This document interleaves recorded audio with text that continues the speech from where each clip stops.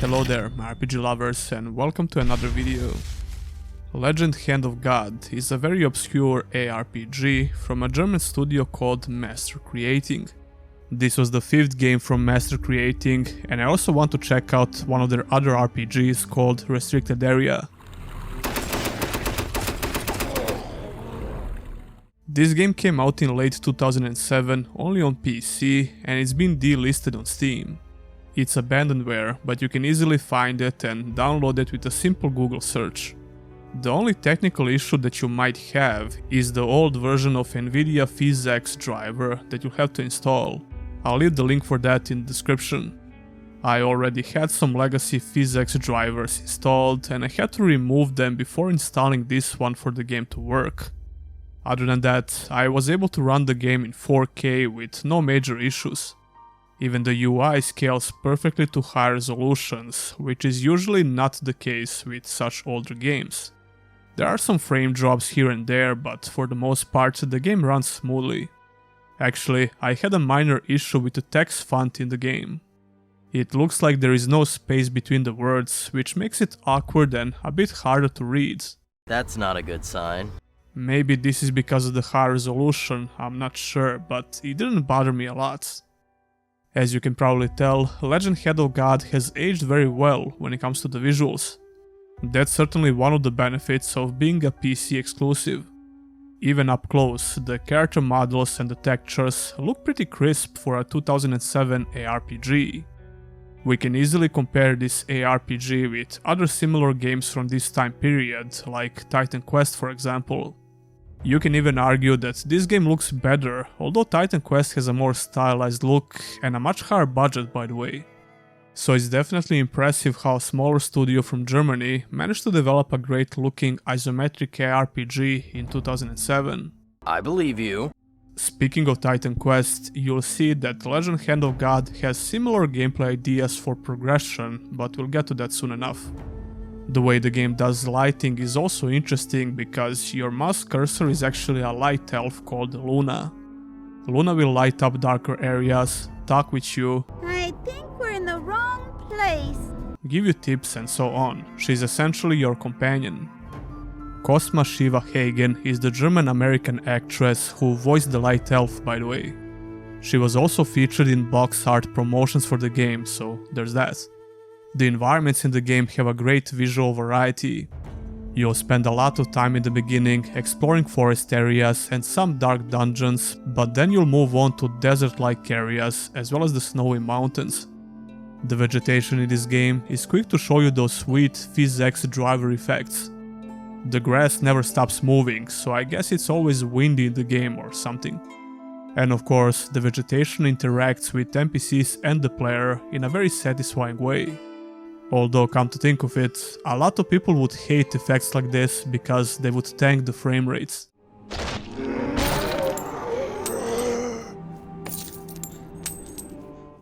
So what's this game all about, C4G? Well, I'm glad you asked. Nerd. Legend Hand of God has a great intro cutscene which got me excited for the story.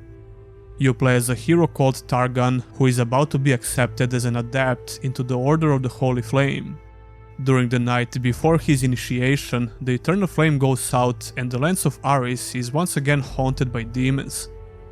The monastery falls and the surviving monk tells you that you need to find the Hand of God because that's the only way to defeat the intruders and lock the portal. From this point on, you start doing quests for various people in Aris who usually have their own personal problems that you have to solve before they give you something you need or tell you what you need to know. There's also a lot of side quests that you can take, and as you might imagine, those are just a bunch of kill quests. The story is not that bad, although the goofy voice acting certainly made it a lot worse than it actually is.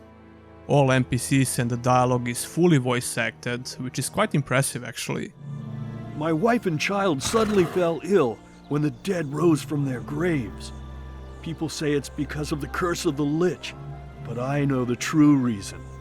Again, we're talking about an RPG from 2007 by a small studio, so yeah, I find that quite impressive. Is that so? Well then, you have my gratitude. No. Luna has a very annoying voice. Although the pitch of her voice makes sense because she's a little elf, but that doesn't make it more enjoyable to listen. The east path leads to Turint, and the northern moor lies to the north. Okay, so where else would you find the northern moor? To be honest, no. The writing in this game is average at best. It can be very bad in some sections of the game, but it's like, whatever. It's good enough to keep you going and see what the main story has to offer, which is kill everything that stands in your path to Hand of God, basically. Now we can finally talk about the gameplay.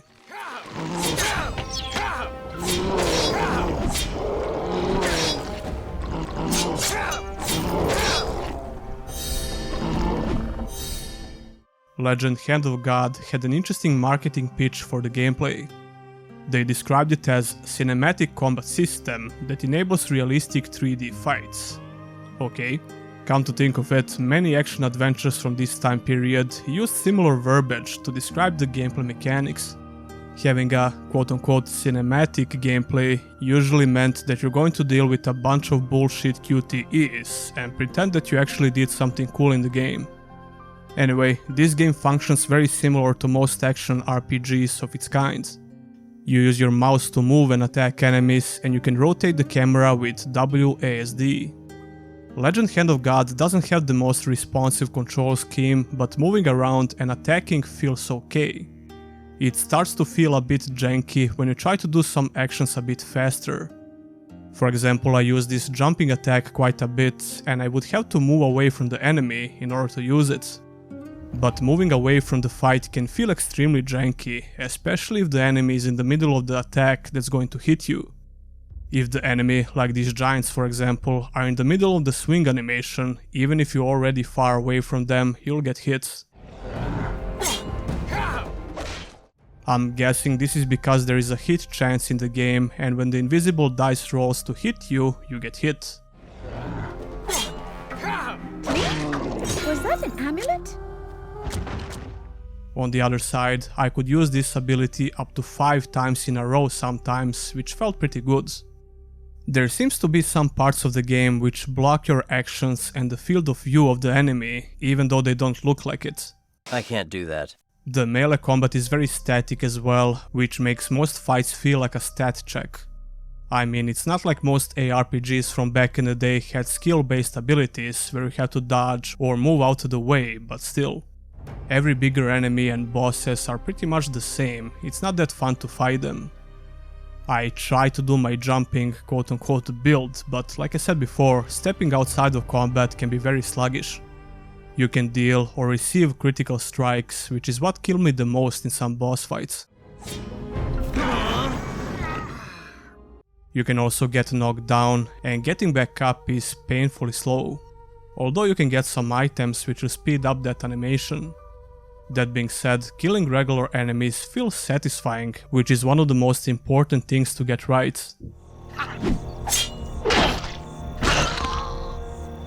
If you pay attention to animations, you'll notice how enemies react properly to getting hit. Their body will usually bounce in the direction of the hit, and this also applies to the player. I guess this is one of the reasons why they call this a cinematic combat system, I don't know. It looks pretty cool though, and I can't think of another old aRPG that tried to do something similar.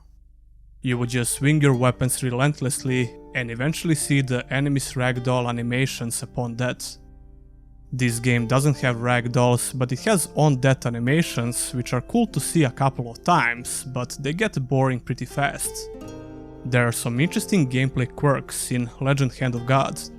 When you get in fights against bigger enemies like giants and many different reskins of the same enemy, your character completely changes his attack animations. Yeah, this took me by surprise when it first happened, because I never saw anything similar.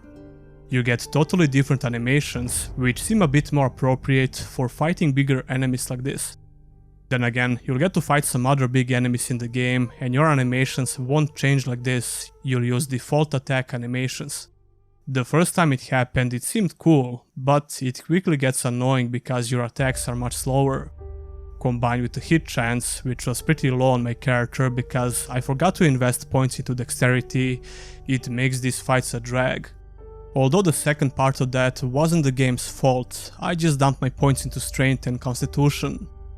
I actually almost ruined my melee build because of this, but I started investing more points into dexterity as I leveled up. Even so, I focused a lot more on my jumping ability, which doesn't seem to have a hit chance because it always deals damage at the expense of your health. What a brilliant idea! As for some other gameplay quirks, when you load the game, you jump right into the inventory for some reason.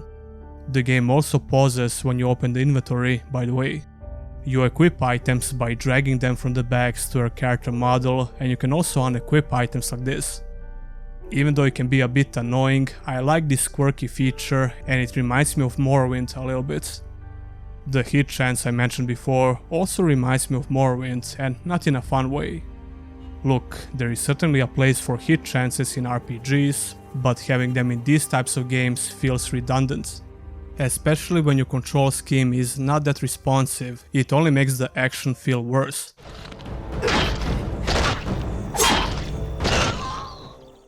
Right off the bat, you get to choose 2 specializations for a character. This means that you have 2 different skill trees, basically. When you level up, you get points for both of these talent trees, and you can choose between some passive and active abilities. This is another reason why I think this game was inspired by Titan Quest. The progression system in that game had a similar idea, where you get to choose 2 specializations and invest points into both trees. Legend Hand of God takes it even further. The itemization system is heavily based around your specialization choice. Not only that these items have stats requirements, they also require a specific specialization. I mean, it's not that different compared to other aRPGs, which have specific items for different classes. I think the itemization system in this game is pretty good in general. I managed to get some rare items for my class, and I couldn't wait to start using them. You will get some items that you can't equip right away, but you'll usually just need a level or 2. Oh yeah, the levels. The world in this game doesn't have any forms of level scaling, at least I'm pretty sure it doesn't. Like I said before, I almost ruined my build and I hit a brick wall in higher level zones. You can always go back and do some more side quests and kill lower level enemies. Enemies don't respawn in this game, and I think this was a good design decision. This means that you only have a certain amount of XP to collect and level up. I think this actually helps a lot with the balancing, which the game seems to do pretty good. I was always a couple of levels below the enemies, but I was usually just skipping side quests because they're boring. The map design comes close to being an open world, but it's also kinda linear. You have some extra paths to take for side quests and some optional explorable areas. It's kinda linear for the most part, but not in a bad way. The map design is nothing to write home about, but it's not bad. Overall, I had fun while playing this game, and I might even do a second playthrough in the future. What a brilliant idea! Legend Hand of God had some interesting and unique mechanics, and it's a shame that it's mostly forgotten nowadays. To be honest, I've got other things on my mind right now. That would be it when it comes to Legend Hand of Gods. I would highly recommend checking it out if you can bother with installing Abandonware games on your PC. Be sure to subscribe if you enjoyed the video. You can also support me by becoming a YouTube member or a Patreon. I also have some cool t-shirts and hoodies in the theme of the channel, so check that out as well. Huge thanks to all of my current supporters, and I'll see you in the next one.